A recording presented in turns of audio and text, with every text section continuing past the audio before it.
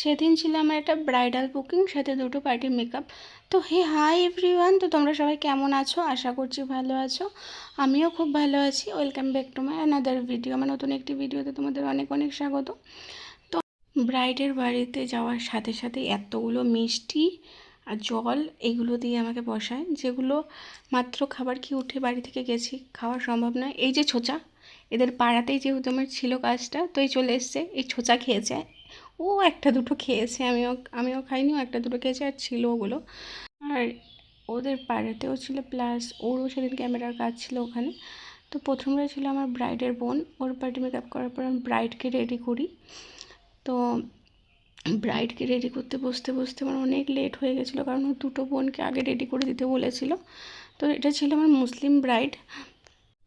আর এই মেয়েটা ছিল খুবই ধীর স্থির আর শান্ত স্বভাবের, খুব মিষ্টি একটা মেয়ে। ও পুরোটাই আমার উপর ছেড়ে দিয়েছিল। আর সেদিন ওকে সাজাতে বসে ওদের রুমে এত লোক, এতজন এসছে, পাগল হয়ে যাচ্ছিলাম জাস্ট আমি। তো সেইখানে দাঁড়িয়ে ও বিরক্ত হচ্ছিলো, আমরা কী করব, এত হইচইয়ের মধ্যে ওকে রেডি করেছি, তাই সেরকম কিছু ক্লিপস আমি নিতে পারিনি। এই ছিল তার ফাইনাল লুক।